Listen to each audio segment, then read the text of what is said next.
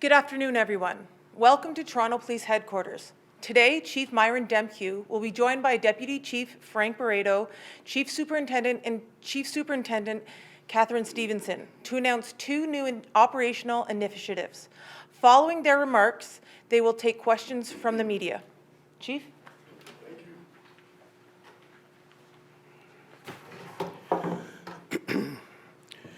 Good afternoon, everyone. Thank you for joining us. As you heard, I'm here today with Deputy Chief Frank Barreto and Chief Superintendent Catherine Stevenson. We're here to announce new measures to help prevent, detect, and disrupt extremist violence and terrorism, and to reassure our communities. As you know, tensions around the world are extremely high right now.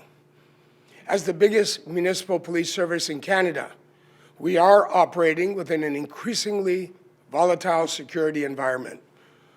Global conflicts, extremist ideologies, and online radicalization, hostile foreign states, heightened polarization. These are realities that impact our work and that impact the sense of safety in our communities. Just last year, our Intelligence Services Security Section experienced sustained and increased demand related to counterterrorism, criminal extremism, public order, and hate-motivated incidents.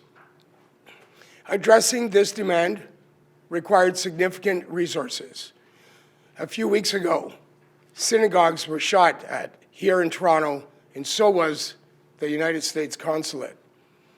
In peer countries, such as Australia and the United States, we have seen horrible attacks recently. We also have FIFA coming up, where we are expecting tens of thousands of visitors.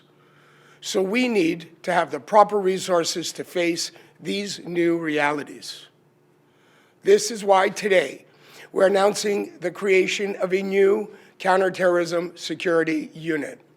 Within this unit, we will substantially increase the resources dedicated to countering terrorism and violent extremism, and support this work with a robust analytical capacity and dedicated leadership. This will be a standalone unit. The new Counterterrorism Security Unit will serve as a rapid response hub, and it will improve how we share information and work with partners, such as the Royal Canadian Mounted Police and the Ontario Provincial Police. The key words here are rapid response. I want to be clear today that this announcement is not about any particular threat, but the growing volume and complexity of threats related to terrorism, extremism, and hate-motivated incidents. This is about being proactive. And to be proactive, we're also announcing today the launch of Task Force Guardian. We know that visible police presence matters when it comes to deterring violence and reassuring our communities. As part of Task Force Guardian, Torontonians can expect to see Toronto police officers deployed with tactical capabilities, including patrol rifles. If you see these officers, whether it's around places of worship or tourist hubs, it does not mean there's an imminent threat. What it means is we are strategically positioning resources to protect our communities and to be able to respond quickly if necessary. These measures are informed by best practices and lessons learned from our partners around the world. Toronto is the largest and most complex city in the country. It is Canada's financial and cultural hub, home to major professional sports teams and world-class events. It is our job to do everything we can to keep it safe, and this is exactly what we'll continue to do. Thank you, and I'll now pass it over to Chief Superintendent Catherine Stevenson for more details on a new counterterrorism security unit.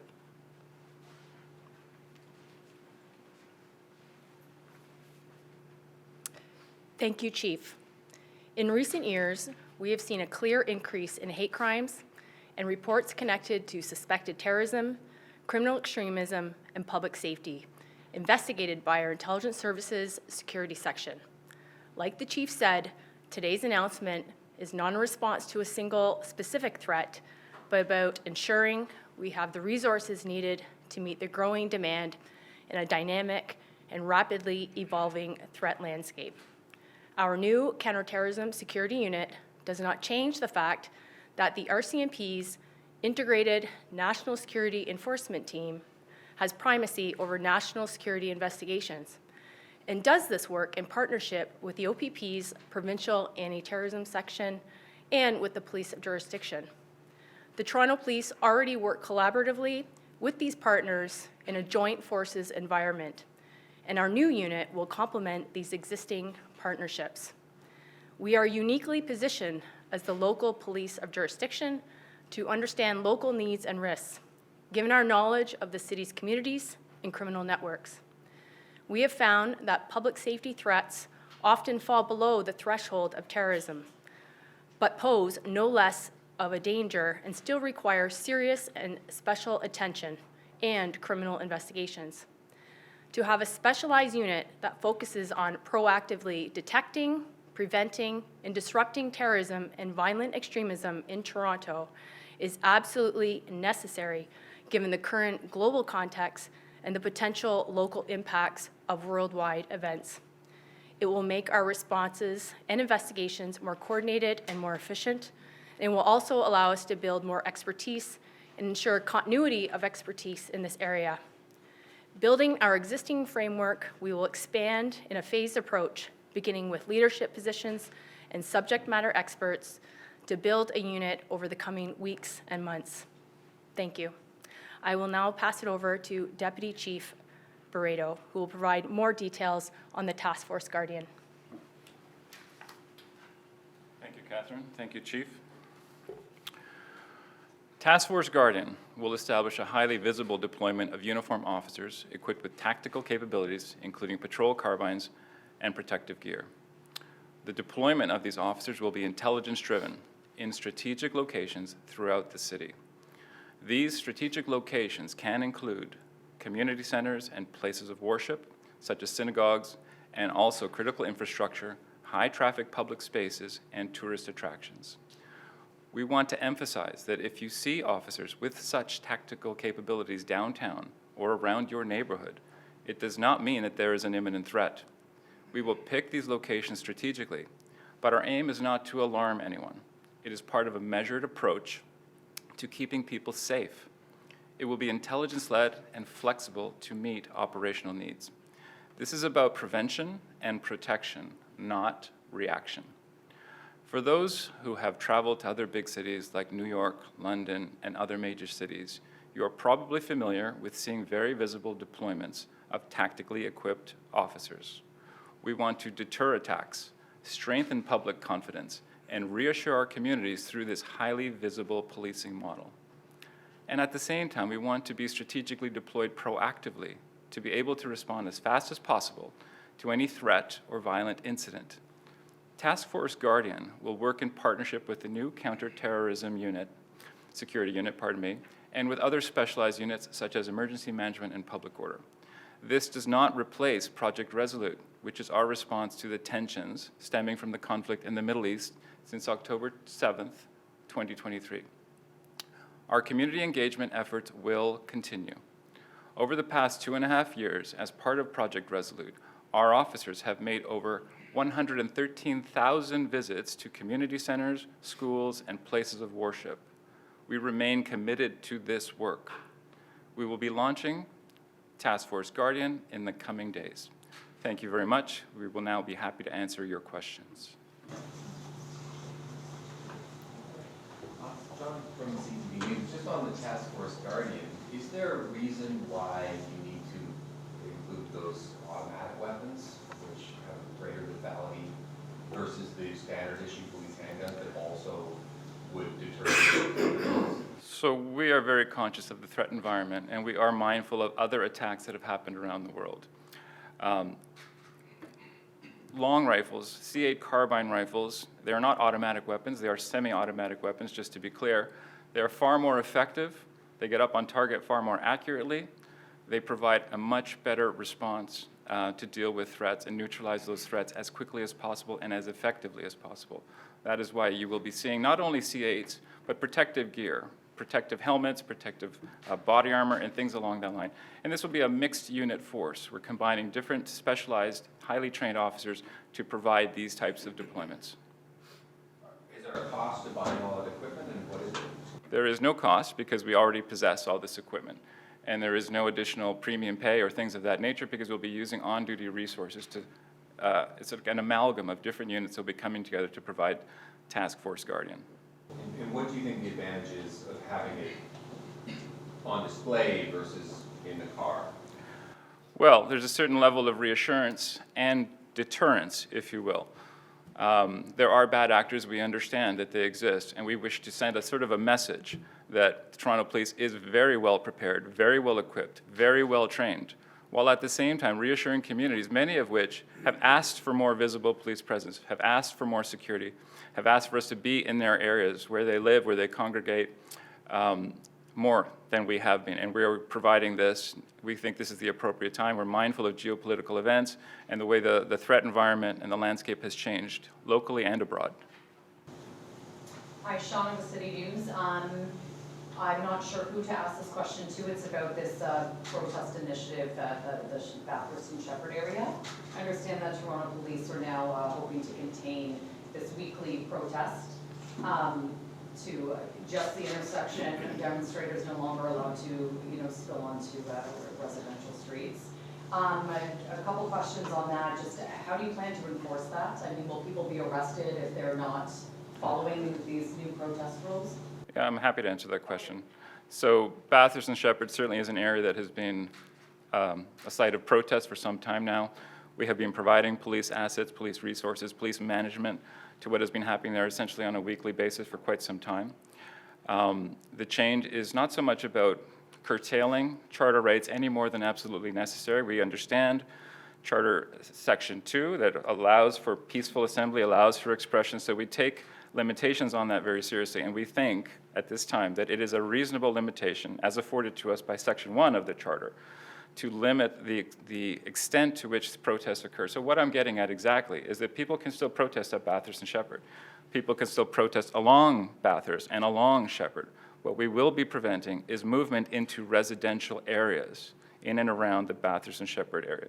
So how will we enforce that? We will tell people that they cannot do that. We will physically block them. And if they try to disobey that instruction, they will be arrested and charged with obstruct police. It's all right. I was going to say that our on-the-ground inspector, Izzy Bernardo, explained this to the protest groups just this last Sunday. I think it was clearly understood. We will repeat this message as much as is necessary, and we will certainly act on this new position as we feel is appropriate.